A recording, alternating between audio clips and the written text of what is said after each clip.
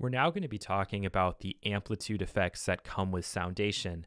Unfortunately, I'm not going to be able to go into great depths here in this course, mainly because we don't have a very sophisticated metering system, and we're unable to bounce down an audio file before and after an effect has taken place. So for things like compression and limiting, I can only give you a really quick little peek at how that's working and only advise you to be careful with those effects at this point.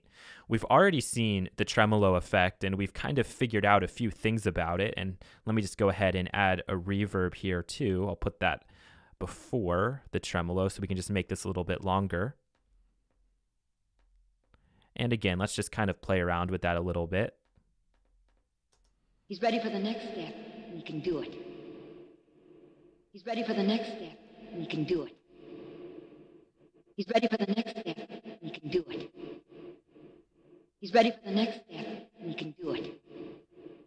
And an effect similar to the tremolo is actually called the fakie. So let's replace the tremolo and bring in the fakie. All right, so the fakie, I'm not sure why it's called the fakie, maybe because it's like a fake sidechain compression.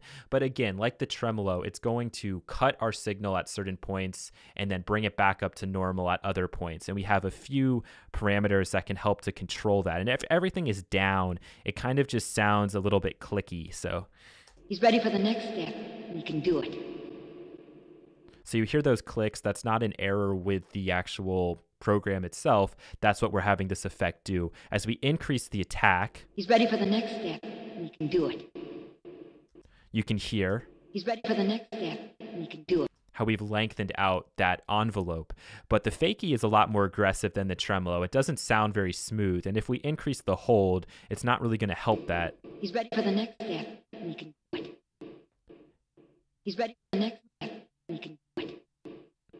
All it's doing there is actually holding after we get to the point of where we're attacking to basically zero. He's ready for the next step. So notice again, listen at the very beginning. He's ready. We can hear he's ready. And then at that point, the attack phase has gotten to its end of its stage. And once it reaches that attack, once it gets to this 63 point, we're now at silence. And then we can choose how long we want that silence to last for using the hold. And then in theory, and this again, you have to get these settings just right, you can use the release to kind of fade back to volume before cutting down again. Sometimes this release works, sometimes it doesn't. It's dependent on these other parameters here. So let's see if we can get the release to work. He's ready for the next step, and he can do it. He's ready for the next step, and he can do it. He's ready for the next step, and he can do it. He's ready for the next step, and he can do it. So now you can hear with a slightly lower hold time and attack time, the release is now giving us a little bit more of a smooth transition back into volume there. All right? He's ready for the next step, and he can do it. So you can check out the presets there, and it's always interesting to put this against a rhythmic beat, even if it's just something like a kick drum pattern.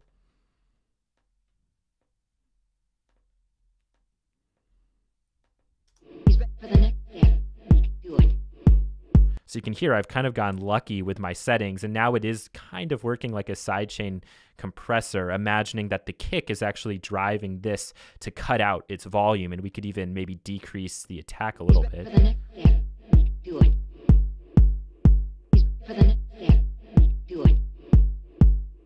So you can hear how that signal is cutting out pretty much when those drums are coming in. So you can use this really more as an effect, not so much to make room for the kick drum. It's very difficult to get the settings in here to actually emulate a sidechain compressor. And for those of you who are confused about sidechain compression, don't worry. It's a pretty popular topic that people talk about on the internet. But when I like to talk about sidechain compression, I do like to use the classic example of a radio station.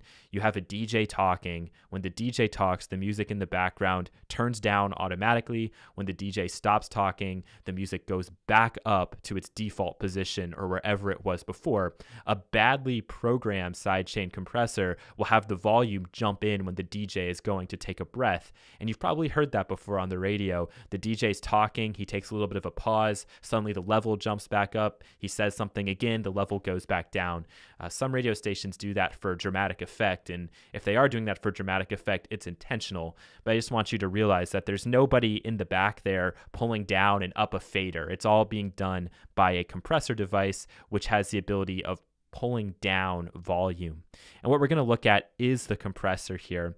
And I think the way I'm going to try to use the compressor is with an audio recording of my own. So I'll make a new audio track. I'll delete this guy.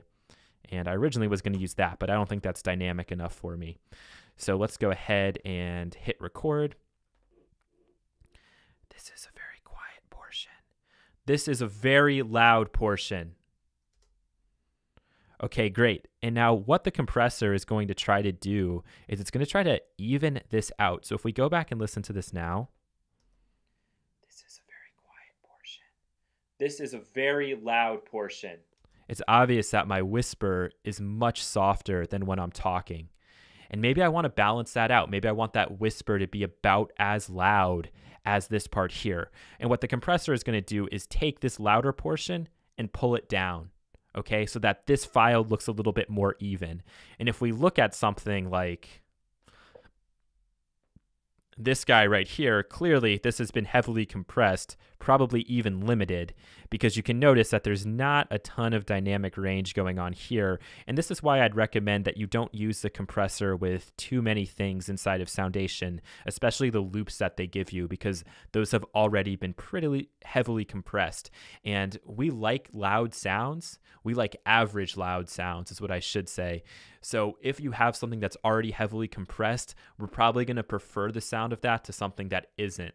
However, if you think about classical music and all the articulation that the performer has over volume, that's one of the most dynamic and most beautiful elements to music that we have today in the West, at least, and in the East. So let's go ahead and pull in the compressor. And I'm not going to be able to talk about all of these features in great depth, but really the main one here is the threshold. If the threshold's at 100%, we're not going to be having any compression occurring. Loop it. This is a very quiet portion. This is a very loud portion. Okay, so with the gain set at 30%, it actually makes it so that when you bypass this with the threshold 100%, to have absolutely nothing going on here, we're not impacting the signal. But as I pull back on the threshold, we'll start to hear this part coming down. This is a very quiet portion. This is a very loud portion. This is a very quiet portion. This is a very loud portion.